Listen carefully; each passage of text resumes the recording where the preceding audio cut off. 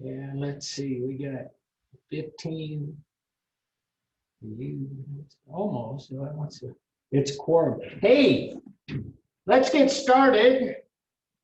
I graded your quizzes, and they were on the whole, they were pretty good. You did what I asked you to do, and that is that makes me happy. And I have to add too this kind of simple uh, idea, and that is that I'm hoping that when you guys do these quizzes, that it is partly a test of what you know, but I'm kind of hoping that you learn something by doing these quizzes. And so that's why it's open book and open source.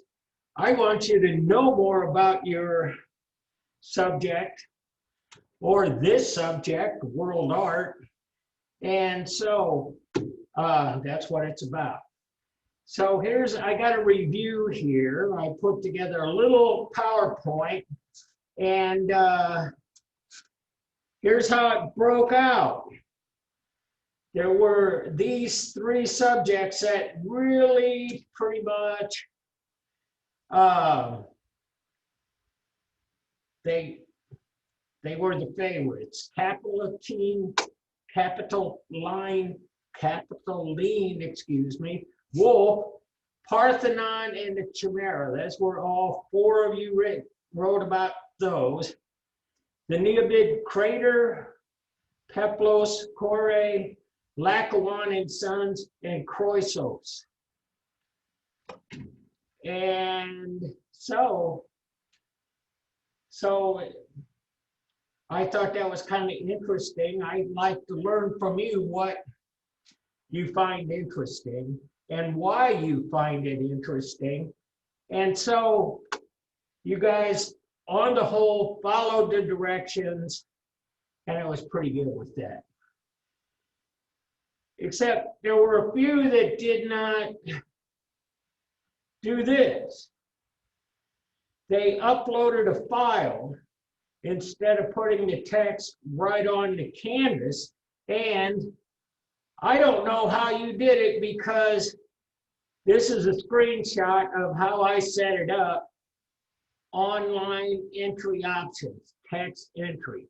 I did not click the other ones for file uploads, and so I have no idea. Well, Canvas has been really finicky lately, because it happened to a bunch of my other professors where they only did a certain one, but they can do multiple different ways.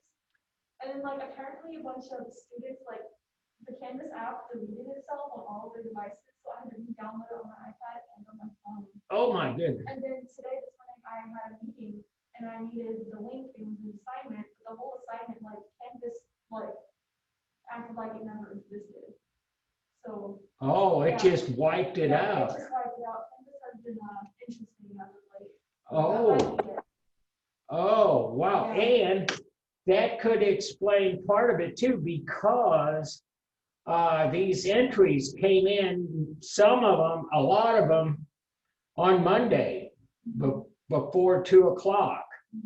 But then after that, they kind of trickled in, and then late in the afternoon yesterday, kind of the same timeline you're describing, they started coming in a lot. Yeah, because I keep emailing my professors I printed this in on time. I took a screenshot of it, but it said Canvas says they printed me late by 3 days, which is not much. Wow. Yeah. Well, thank you, all of you, for bearing with us and sticking to it and being persistent. I'm trying to be persistent too, because I think we can make this work. I don't think anyone, this summer when I was here, we were talking about this awful pandemic and what would happen. Would we even be able to have classes in the fall? And there was were a lot of ideas. I'm glad we went through. I'm glad you guys are here, and I'm glad we're moving on with your education. At some point, you guys all be back on campus, and we won't have to wear these. But in the meantime, I think we're making it work. But nobody ever considered having a digital infrastructure to support this much Canvas. I always use Canvas. I did here since I've been here, and I used it at a community college that I taught at for a few years. And so it has worked well. It's a good software package, but I've never, ever seen so many problems with it as I had this year. And so anyway, so that was the one thing I noticed, and I'm glad you guys gave me some feedback on that, because I had no idea what was going on. And I put 3 good examples, and example 1, and I didn't put your names on them, so these are anonymous. And this is the Parthenon. Parthenon was a temple dedicated to Athena and constructed entirely out of marble. So we got the media on the Acropolis in Athens, so we know where it's at. It is 101 feet long by 208 feet wide. So I know the dimensions. Here is the artist, Iktinos. And this is kind of an interesting thing. I'm not sure I mentioned it in class. If you go to sites or publications that are over 10 years old, you'll see that it'll attribute this to Iktinos and Callicrates. They thought 2 architects did it, but now we're kind of thinking that Iktinos was the guy. And it says to commemorate Athens' victory over the Persians, and it stands there today. So this is a narrative, and it gives me all of the information that I asked for. Who, what's it made out of, how big is it, so on. And here is the second paragraph. I think the Parthenon is a perfect representation of the Greeks' perception of beauty as well as their values. That is an opinion, and that's what I asked for in the second paragraph. Perfect. Athens was one of the first city-states to have a democratic government and was arguably ahead of its time in both technology and culture. And it is arguable because there were other cultures that coexisted at the same time. Some we still don't really know that much about, although we're finding out a lot quickly. For instance, China had a thriving civilization. They've been a thriving civilization for 5,000 years. So, but at any rate, it said arguably, and I love that key word, that qualifier. I'm good with that. Using mathematical principles to create the exact dimensions of the Parthenon fits with the Athenians' values on higher learning and sophistication. This triumph of civilization over savagery, their victory against the Persians, was the inspiration behind the temple's construction in the first place. Furthermore, it is dedicated to Athena, the goddess of wisdom. In a culture where wisdom and knowledge are valued and praised, it's only fitting that their art and architecture reflects that. That's awesome. I can't agree with that more. And I got to tell you something. One of these days, probably we'll try to fit it in. a little later when we get a little closer to the present. But there are many books about how architecture reflects those values of the culture. And one particular example that I remember, I thought this was clear as a bell, go to Salt Lake City. And for the first part of their existence, the Mormon temple was the premier, biggest, most important building in Salt Lake City. Church of Latter-day Saints, headquarters. And then it became a state. And then you got the state capitol, which kind of is a little bit bigger and a little bit more grandiose, and it reflects the next phase of Salt Lake City. And then finally, you start to see those glass box skyscrapers, which represent corporate values, money, commerce, industry, but not so much as industry as it is finance. Industry is more like what we were talking about, factories. But at any rate, commerce and so on. And those buildings, they all three represent an aspect of the culture in Salt Lake City. So anyway, Parthenon show, many of the pavements on the Parthenon show scenes of forces of order prevailing against savage foes, such as the gods of Olympus defeating the Titans.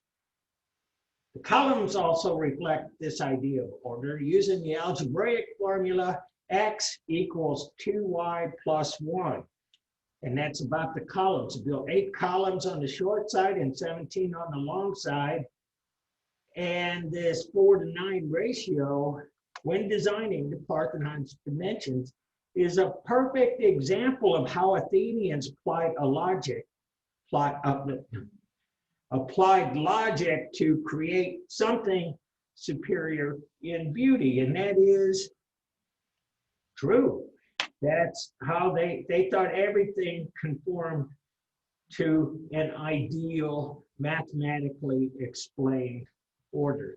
And so the third paragraph, what backs this up, that's maps, which is one of the sources down here, articulates these points well, saying the Parthenon shows how brilliantly Greeks had mastered geometric principles.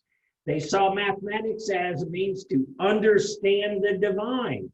In the Athenians' eyes, divinity and ideal proportions were connected.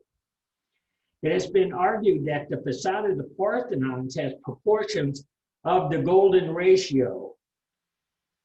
How many of you guys know about the golden ratio? Megan, you do. You guys at home? Can you help me out here, Megan? I don't really know that much about it. I know what it is, but I don't know how to describe it. Okay. Well, I'll take a shot at that. It's a kind of ratio to build the perfect composition in two-dimensional art. And so the height by the width and how you put things together, how you put the visual weight into the composition is been a guideline, has been guided by this idea of a golden ratio. We don't use that so much anymore. We don't think about ideal compositions, but that idea held true, and especially in painting, for 2,500 years or so. These ideal proportions were utilized to add to Parthenon's beauty. Within the treasury of the Parthenon stood an 11-meter statue of Athena carved in ivory with armor of pure gold, while the most important goddess in the Greek religion. Athena was important to the Athenians to the point of their city being named after her. The interest in wisdom and knowledge results in this temple to Athena to be extremely well suited to this god. So, bravo, this was a really good example.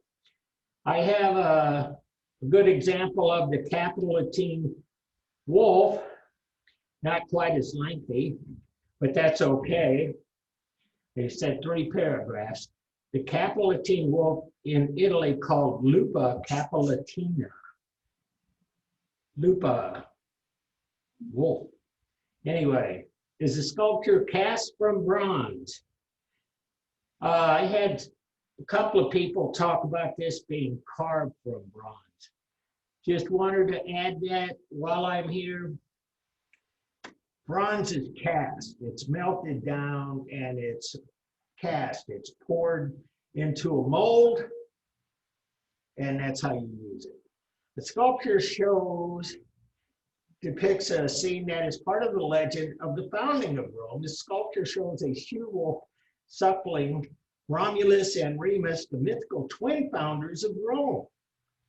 The twins were abandoned and rescued by a she-wolf that cared for them until a herdsman, Faustulus, found them and raised them.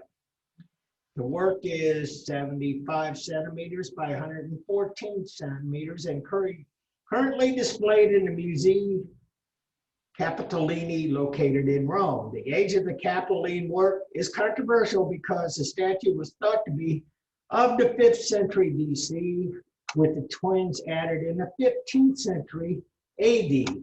However, recent radiocarbon dating found that the wolf statue was mostly likely cast between 1021, 1153. And so that is a very good narrative description of the information I was asking you for. And the dispute on the age of this work of art is included and explained very well. I believe the Capitoline wolf sculpture is historically significant. The legend of the twins, Romulus and Remus, have been told countless times. When a sculptor finally created a visual representation of the legend, it was only reinforced and embraced by the culture. With such a strong backstory to the piece and the legend behind it, the sculpture has altered people's view of Rome, including its eternal symbol that continues to live on to this day. And so the supporting evidence on Article 3, the concurring opinion in an article on the website, Khan Academy, Dr. Jacqueline Neal wrote, "The image of this miracle quickly became a symbol of the city of Rome, appearing on coinage in the 3rd century BCE and continuing to appear on public monuments from trash cans to lampposts in the city, even to this day." And so that's a kind of an interesting point in that the image lives on. And just like we're talking about the Parthenon, just like we're talking about a lot of things that have lived on through today, this is one of them. And so the legend is historically significant because the scene has become the eternal symbol for Rome, and that it has. Example 3, Laocoon and his sons. And again, I could fit this on one page, but it's 3 paragraphs, and it gets to the point, and so that's what I asked for. Laocoon and his sons were attributed to Athenodorus, Sandros, and Polydorus of Rome. And I got to move this little thing. by Pliny the Elder, who was a Roman historian. The date of creation is heavily debated, but it's narrowed down to sometime between 30 and 40 BCE in Rome, Italy. Made of marble, the size, with the large size of 7 feet, 10.5 inches high. It is truly a marvel to look at, and the story behind this piece in this Hellenistic work of art. It is currently being held in the Musée Vaticani, the Vatican. This marble statue is a wonder, not only because of the beauty of the expressions of fear, but because of the amazing story behind it. And so this is what all three of these entries talk about, is the meaning of the work. And that I was happy to see that that was a big part of what inspired you guys to write about the work. It wasn't just something that was pretty to look at. It was something that actually had meaning and was historically significant. And so, although there are two sides, or there are two stories behind this with different beginnings, they have the same upsetting ending with the death of Laocoon and his sons. I will only be talking about the better known story, which is why I really like this piece. The story starts during the Trojan War. Laocoon was a priest of Apollo in the city of Troy, and warned his fellow warriors against taking the wooden horse left by the Greeks as a gift. The story goes that Athena and Poseidon favored the Greeks and were angered by Laocoon trying to warn the soldiers. So they sent these two great serpents to kill Laocoon and his sons. In the Roman view, the death of these innocents was crucial to the city of Aeneas, who heeded Laocoon's warning to flee the city, and eventually led to the founding of Rome. And so, a favorable opinion and interested in the history. And so, the supporting evidence, the story behind the piece, truly shows the agony and terror of Laocoon and his sons by Dr. Stephen Zucker and Beth Harris from the Khan Academy. They feel the same way. So the tension we're enjoying, the beauty of this sculpture is depicting great pain, great tragedy, and great agony. And so, again, some good work. Congratulations. I got to say, the one thing about the Laocoon I could add, and I didn't talk about this in class, is that the Laocoon, this statue, had become kind of a symbol for You're okay. I'm just fine. okay.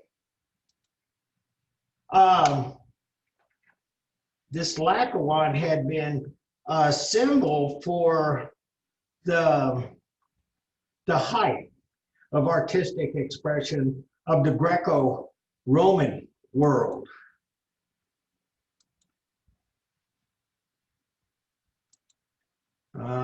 So I think it should be there, like you said. It just had that thing said, who knows, like you say. So you guys seeing the Roman Empire here? Yeah, we are. Okay, good. The story I was going to tell you about the Laocoon, even as modern art arrived, flourished in the United States in the 40s and 50s, one of the great art critics of the time, a guy named Clement Greenberg, one of his most important essays was titled Towards a Newer Laocoon. And what he meant by that is that modern art, or more precisely, abstract art, was going to set the new standard for artistic uh, expression. Until that time in 1500 or so, where they rediscovered Laocoon and his sons. Until now, the Laocoon and his sons group, it was called the Laocoon group and so on, had been universally, at least in the West, regarded as the high point of artistic expression. So that's why he talked about a newer Laocoon, which was roughly Jackson Pollock and Rothko. So I'm going to talk to you now some about the Roman Empire and Trajan in, and this is at 117 Common Era. And I want you to kind of see this. This is really kind of an interesting map. And this is Rome, obviously. But look at how much of the world belonged to the Roman Empire. And there's this line right here in England. It's right here, really between England and Scotland. Do you know what Roman architecture exists there? It's a thing called Hadrian's Wall. And it's a wall that goes from coast to coast.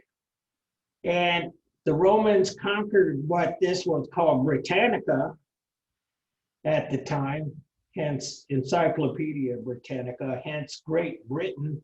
And so anyway, they conquered it, but they couldn't deal with the Scots and the other people who lived up north. So basically what they did was build a big wall to try to keep them out. Of course, as you might imagine, it didn't really work very well, but it's still there. And so, yeah, you can see most of North Africa, and you can see that it only really goes not too deep into Africa. There's a reason for that. You get away from the Mediterranean, you get right into the Sahara Desert, and it's uninhabitable for most people, except for the native folks who live there, who learned how to survive and thrive in a desert climate. They're people that run caravans and ride on camels, and anyway.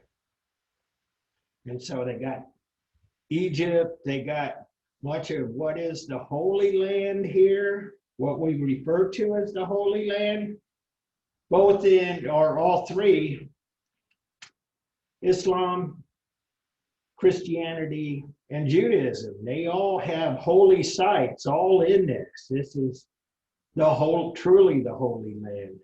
And you find in the Bible a lot of references to the Roman occupation of this time. And, you know, as a matter of fact, you guys know the story of Jesus and when he was crucified, and Pontius Pilate was going to pardon one of the criminals to be crucified, and the crowd cried for the release of a guy named Barabbas. He was a revolutionary. He was a counterinsurgent. He was a guy fighting against Roman occupation. And so anyway, just say, Roman occupations all through this. Pontius Pilate, governor of Judea, the magistrate, the guy, all of this. This is all. How about Jesus' quotes? Render unto Caesar what is Caesar's. This is really the beginning of not only a continuation of the Greek culture, but a lot of religion actually flourishes, develops, grows out of this region.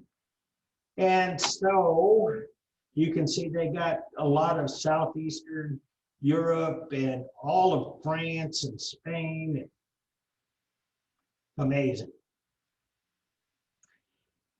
And probably one of the most important things to know about the Romans was their military strength and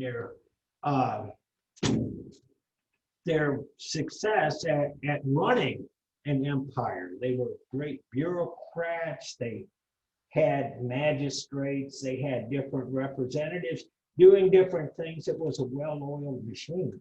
And if you think about it, how could a small population run all of this territory? Well, they were quite skilled in organization. And so they were skilled at being builders too. And this is in your book.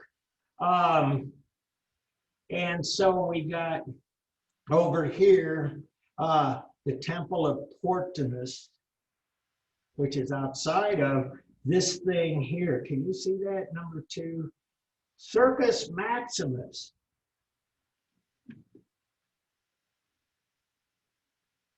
How many of you have seen the movie Ben-Hur?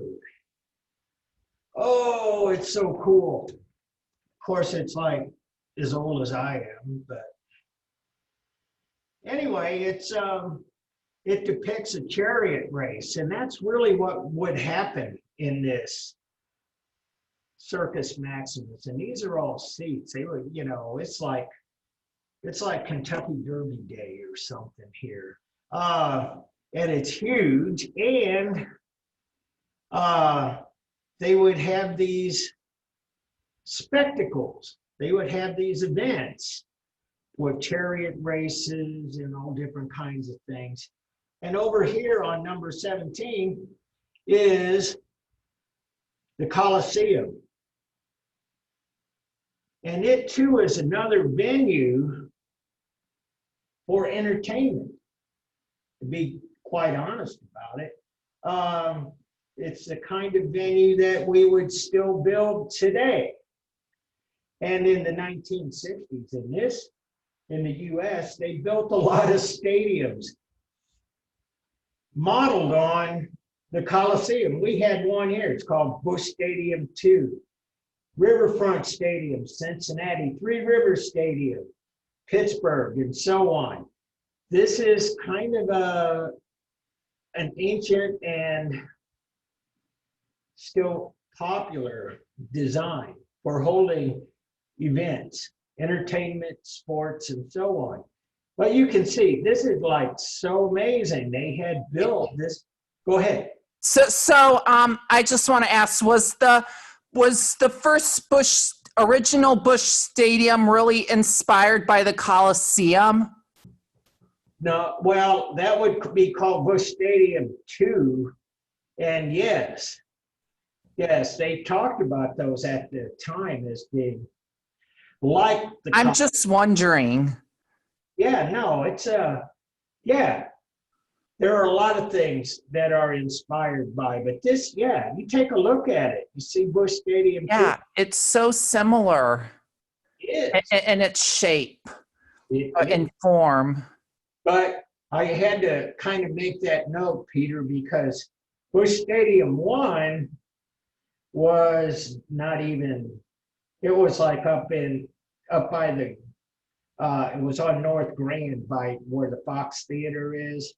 And it was like more like Wrigley Field than anything else. Yeah, wait, didn't the Cardinals first play at Sportsman's Park? Yes, and when Wasn't that what?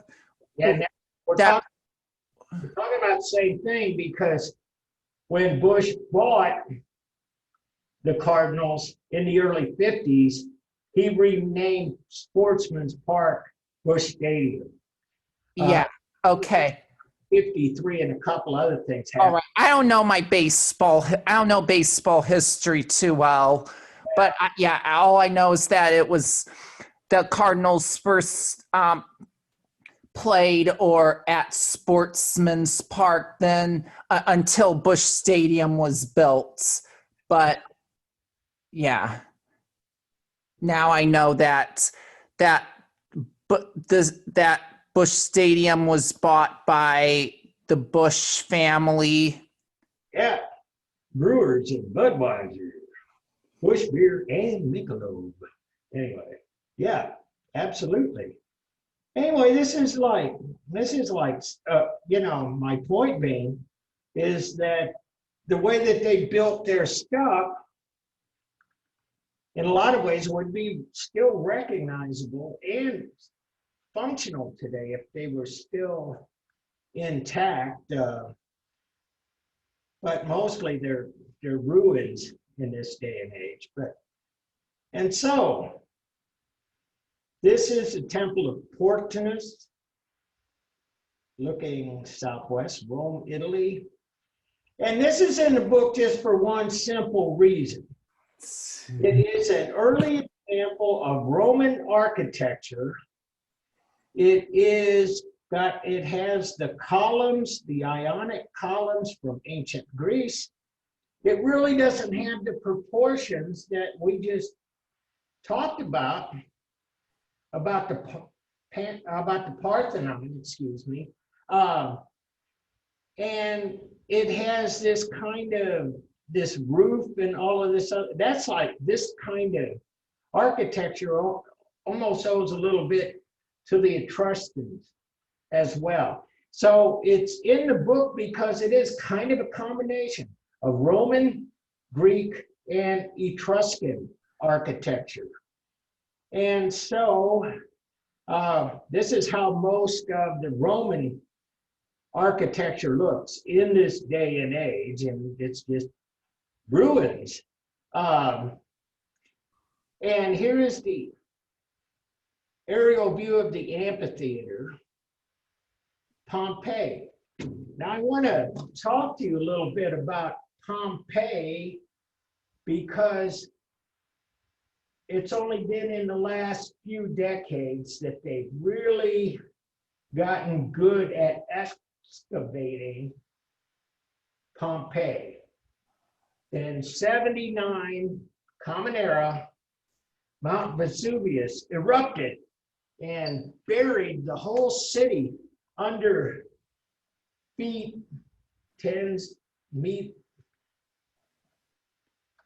much volcanic ash.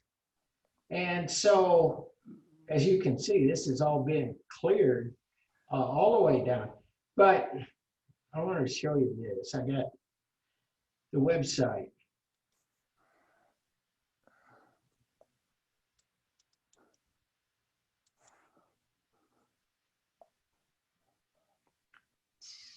And can you guys see this at home?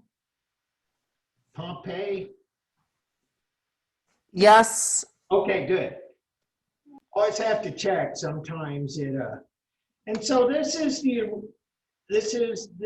the Pompeii website. And it has, you see they've done the lighting like they're doing on the Parthenon right now and the Acropolis.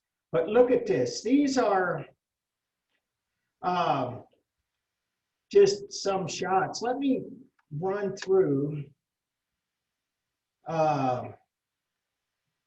Let's see.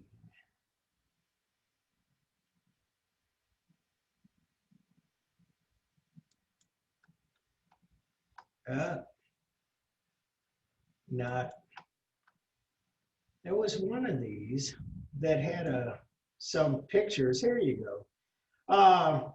And this is actually the site for Pompeii.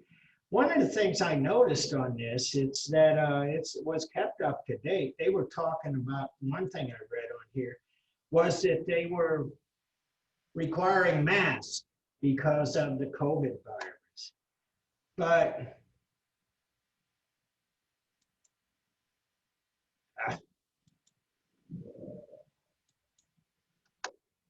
And they got a museum.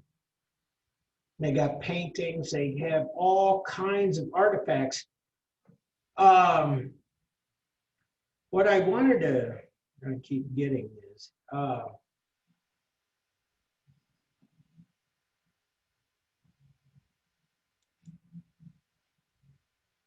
and so,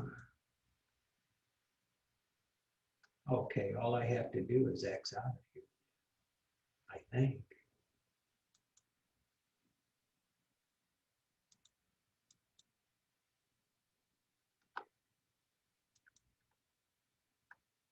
There we go.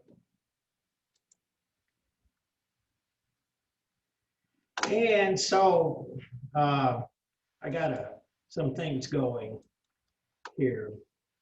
Please be patient with me. I got these automatic drop downs that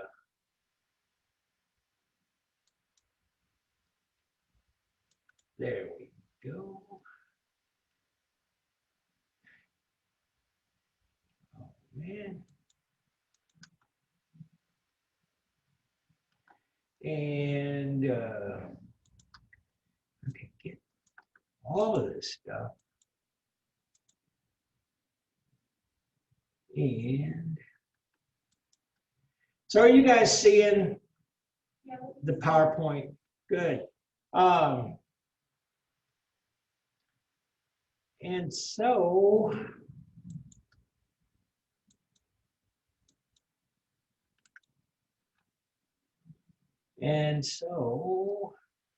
I'm all confused, but what I wanted to tell you about this is that in Pompeii, it was all buried under volcanic ash, which preserved all of this stuff. It's like truly amazing. As we talked about with the cave paintings, the only ones that survived were in the perfect, stable environment. And in case of the cave paintings, for tens of thousands of years, this has been 2,000 years, and it is quite nicely preserved. And so what I wanted to talk to you about quickly, though, is that the Romans were builders. Maison Carré, looking northwest, and this is in France, and it just basically means square home. But you can see the influence. Here's a painting from Pompeii, and it shows their amphitheater and the people out here, and then they have a gladiator fight going on. And so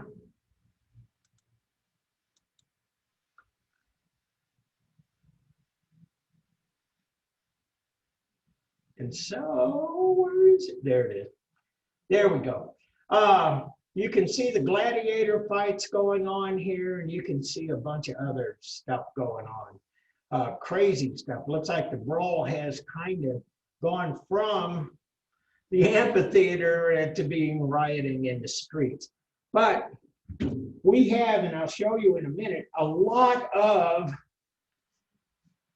examples of Roman painting because Pompeii was hermetically sealed for 2,000 years. And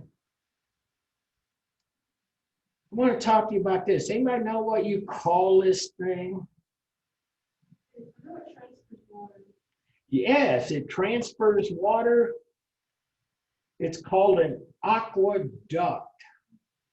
And so aqua is the Romantic language word for water.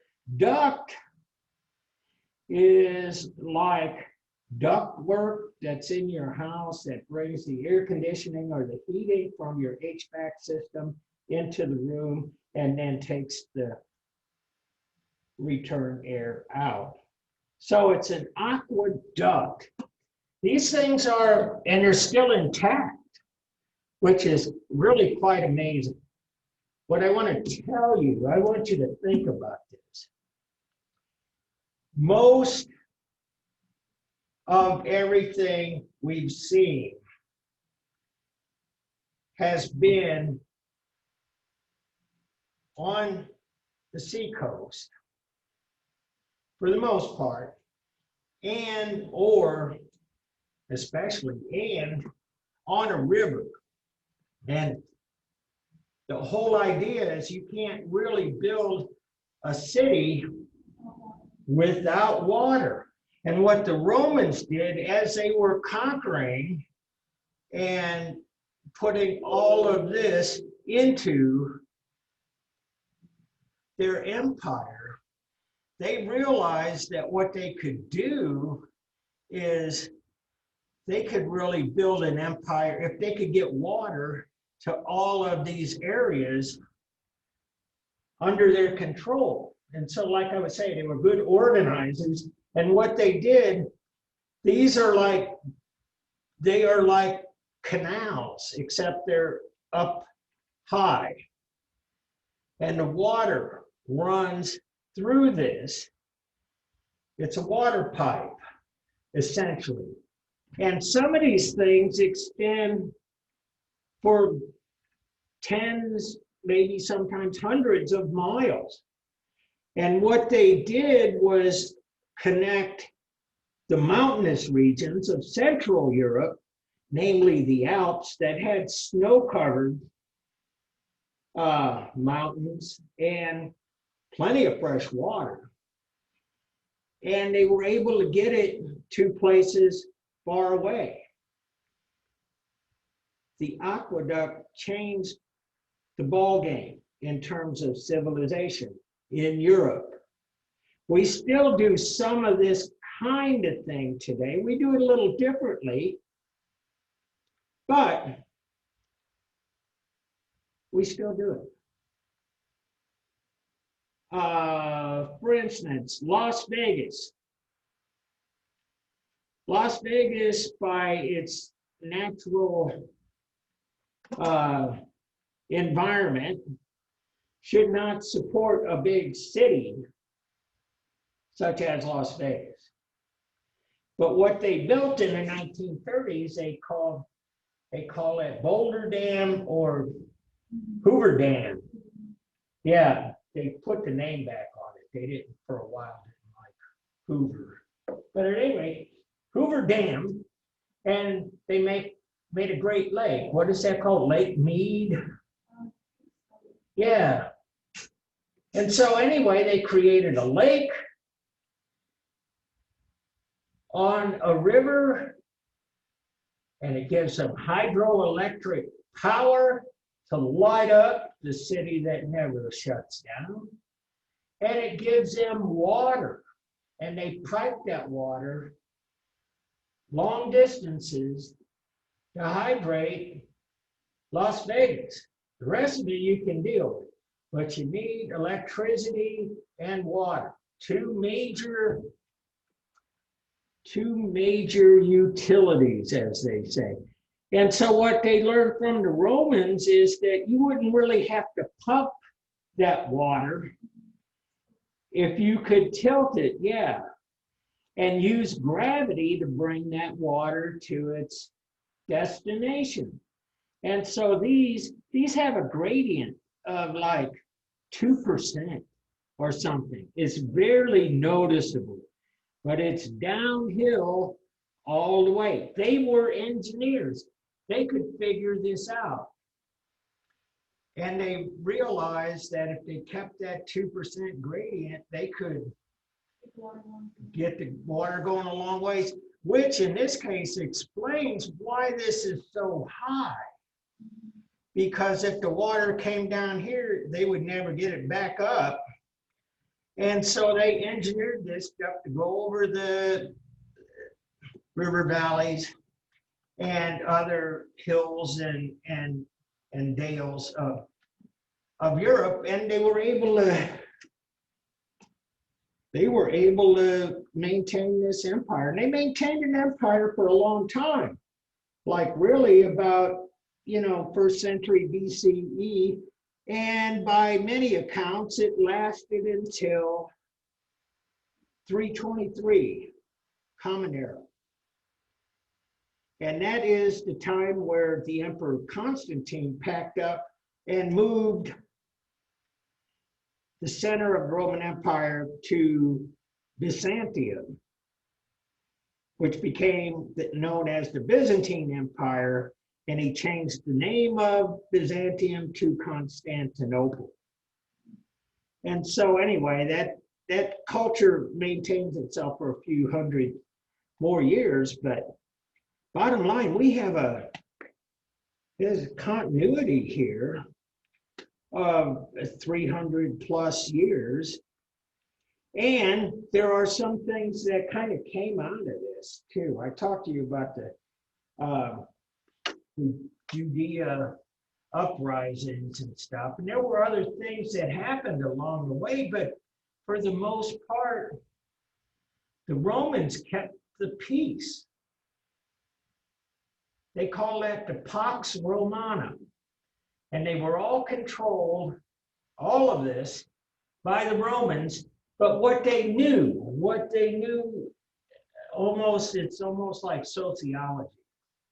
They knew if they could meet the needs of the people, things would be okay. Yeah, that's a good gesture. Yes, absolutely.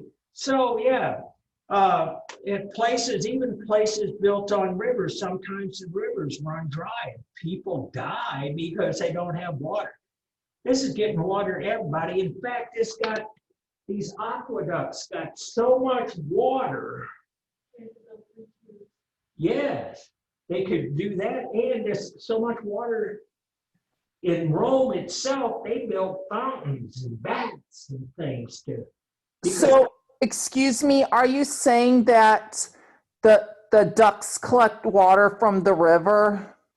No, I'm saying they get the water from the snow melt in the mountains.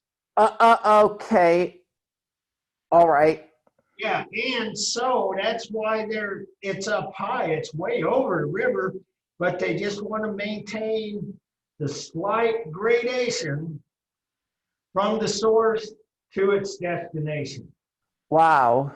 Yeah, it's amazing. It's quite remarkable. It's one of the great feats of engineering in human history. And you see, this is in France.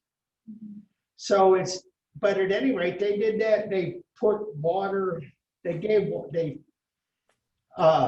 water for everybody. I want to show you this too. The Colosseum, talking about architectural splendor. This is, as I said, this is kind of the granddaddy of stadiums.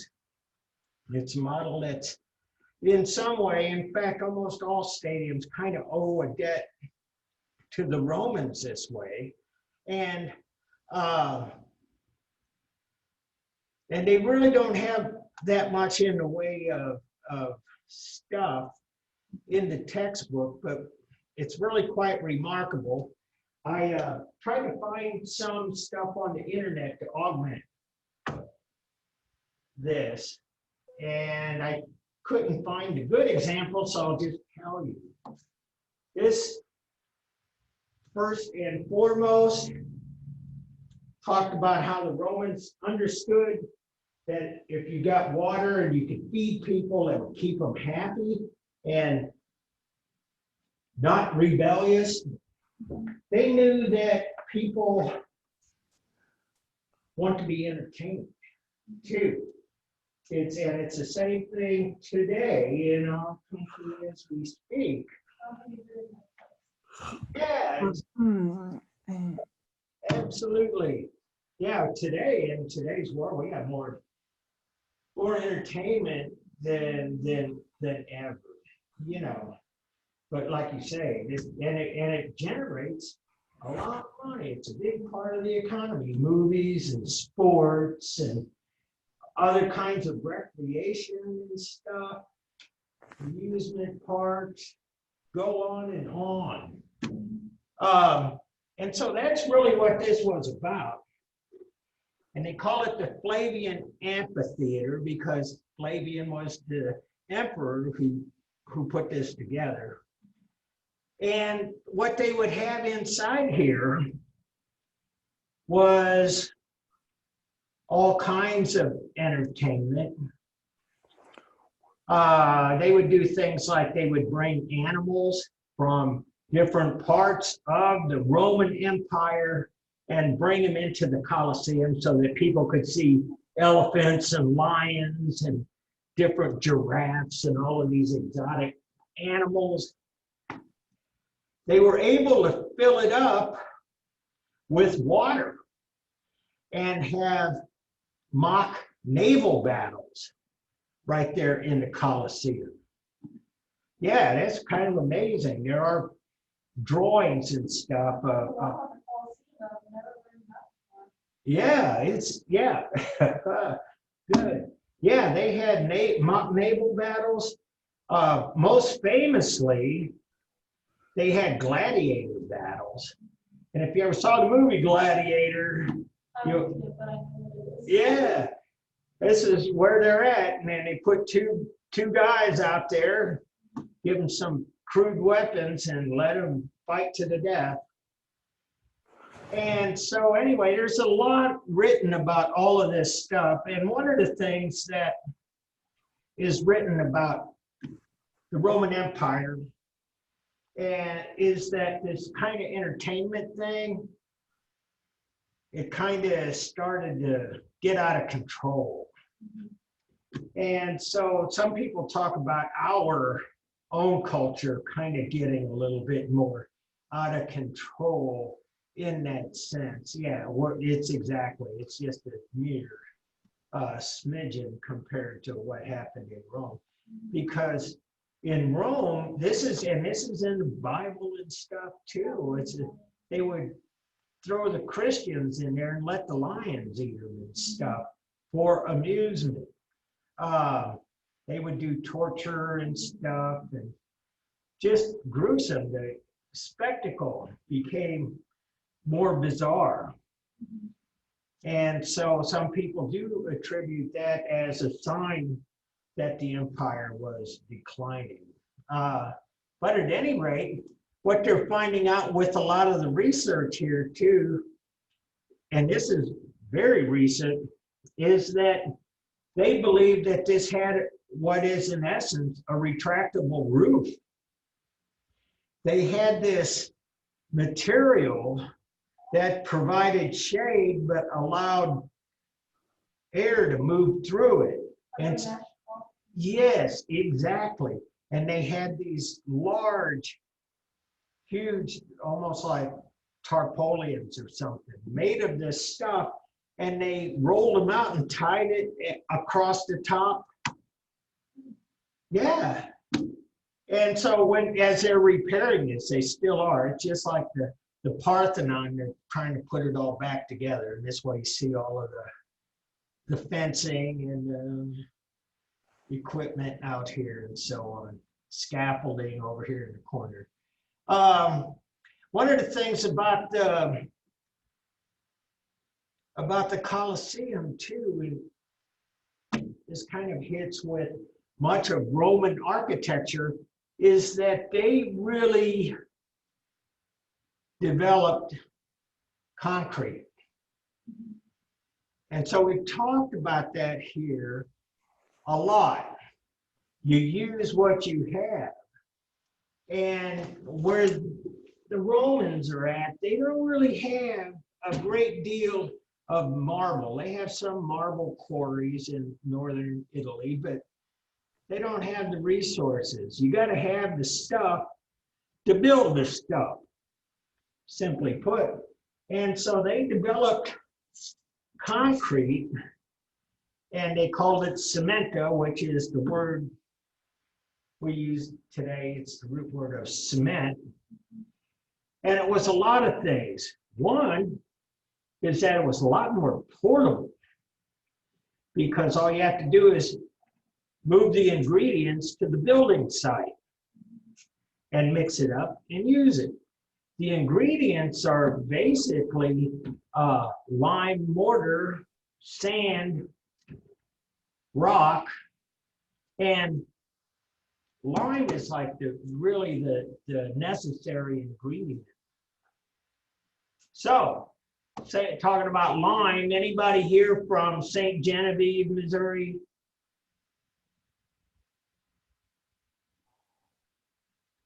I don't hear anything. Well, let me tell you about St. Genevieve, Missouri. It is the home of one of the largest lime kilns, which is really a mine.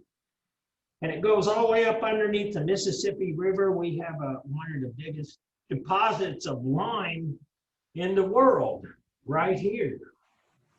And so that's one of probably the major industry in St. Genevieve, Missouri, and they call it the lime kiln. And it was this Missouri Lime, and they were bought out by a Swiss investment company 10 years ago or something, but they're still at it. And so anyway, you use what you can. And so this is a starred slide. And so concrete allows you to do all kinds of stuff. And one of the things that you can do with that, oh, did I get this? Yeah, you can do a lot of stuff like this with concrete. And concrete will allow you to see, this is the hemispherical dome with the oculus. That's that hole in the top. We talked about that yes, it's Pantheon. Yeah, we're going to look at that actually. And so you can do the groin vault. You can do all kinds of stuff. So they kind of took the idea that the Etruscans developed of an archway and figured out how to make this with concrete. And you see, this is brick on the bottom. And this is the brick on the bottom that supports it. They're called buttresses. They're what hold the weight. But they could shape this in anything they want. Concrete. We still use it today. It's amazing stuff. And so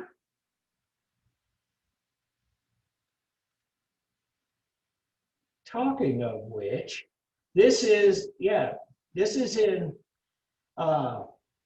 Damascus, Syria, and it's a markets of Trajan. So this is all the way in Syria, one of the far reaches of the Roman Empire, and they're building stuff for the benefit of the population. Here's the inside of it, and you can see it's got buttress by brick, concrete on top. And this place is still in good shape today. Now these railings and stuff all have been added, and some of this other stuff informational because it's a tourist attraction today. But this is 112 Common Era. So this is like right during smack dab middle of the Roman Empire. And so the Pantheon, looking south, this is another starred slide. It completed 125 Common Era. And here's kind of a cutout drawing, painting view of the Pantheon. And so you see that's the ocular up here, and concrete, marble, so on. It has Corinthian columns, which is a trademark of Roman architecture. And here is the inside. And so this thing's like 2,000 years old. And look at it. It's magnificent. And you can see the light coming through, and it actually helps light the whole area. And this thing is so high that when it rains, the water pretty much just dissipates before it hits the floor. It just turns into moisture. And so that's partly why this hadn't been all like washed out or anything. I always wondered that. I'm like, there's gotta be like some drainage system or something. Yeah, no, it's actually, this is kind of an interesting thing. I'm glad we're talking about this because you got to really, when you're doing architecture, especially on a grand scale like this, you got to figure what humidity and temperature do inside your building. And so this is high enough and stable enough that the water just it just becomes humid in there. It doesn't really rain droplets on you. But it is a consideration, just being a fan of architecture, talking about the Nazis. They wanted to build this city called Germania, which was going to be like the new Rome of the 20th century. And so they had this big domed amphitheater that they wanted to build. It was so large that even if and the architects go back and look at these plans, they said if they would have built it, it was too big. They didn't have air handling